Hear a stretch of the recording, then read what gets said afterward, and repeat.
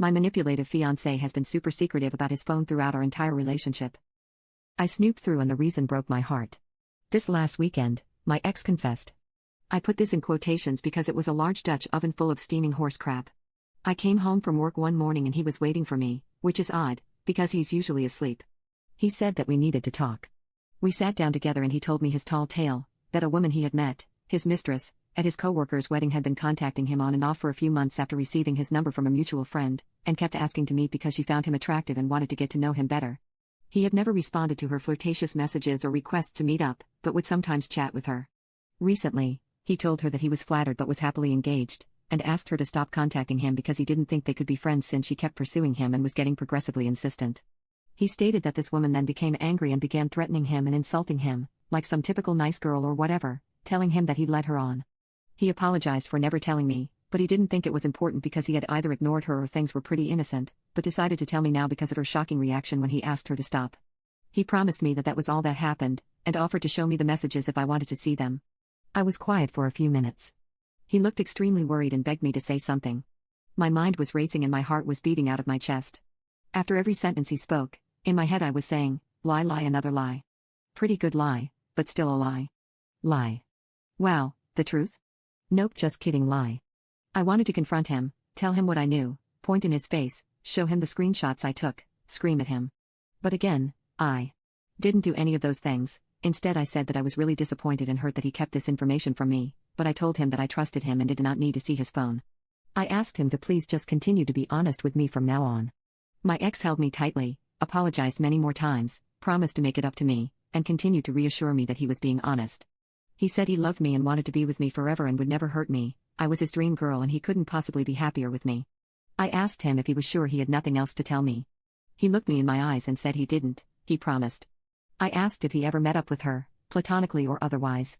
He said he only spoke with her and hung out with her briefly among others at the wedding as he was a groomsman and she a bridesmaid. He also confessed that when he was worried that I had cheated on him a couple of weeks ago, he got extremely scared because it made him rack his brain trying to think of whether he had done something that would make me angry or cause me to stray, and that while he feels silly about it now for thinking that I had cheated, it had put the fear of God in him, for lack of a better phrase. He then felt super guilty and decided to come clean because even though I'm not cheating, he was so worried that he wants to make sure there is a clean slate. I wanted to vomit. I wanted to take a hot shower and melt the skin off and then swim in a pool of lemon juice. I could not believe the nerds on this slimy worm of a man. Either he ended things with the mistress and is expecting blowback and trying to cover for it now in case she reaches out to me, or she dumped him and he's trying to crawl back to me. Or maybe he's still seeing her. I completely shut down. I was cold and distant. He noticed. He apologized to me every day, asking me if I was still mad. He offered many times to show me the messages to assure me that nothing else happened. He asked me if there was anything he could do to make me happy again. He told me he knew he deserved it for not coming forward sooner, but he promised he wasn't lying about anything. He was just being an idiot and didn't think it was important, but he sees now that it was and he would be just as upset if the tables were turned. He cried a few times. I brushed him off and told him I would get over it, and he just needed to give me time. He agreed. And then the day finally came, and I left. I moved into my new house yesterday. It was pretty uneventful, and even kind of fun. After I got the text from my ex confirming that he made it to work safely, my friends and their boyfriends came by to meet the movers with me, and we had my entire house cleared within 45 minutes. We laughed and joked the entire time. They assured me that they would be my bodyguards if my ex showed up. I scanned the house a few times before I left and felt very satisfied. The only things left are a dining table, a small TV, and an entertainment center in our bedroom that he bought, and of course all of his personal things. Other than that, everything else is gone. After much thought, I decided that I was not going to leave any of the screenshots that I took. However, I am still keeping them in case I need them. I wanted him to be reeling over what I may or may not know.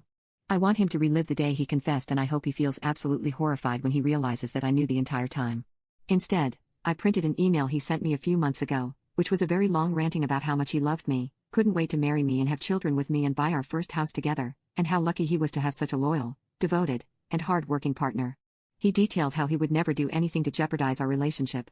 He sent me this email 3 days before the text messages between his mistress about how boring, fat, and ugly I was, and how he couldn't wait to run away with her and start their perfect lives together. I put this email into an envelope and wrote his mistress's name on the front of it. I left it on the kitchen counter, with my engagement ring and keys on top.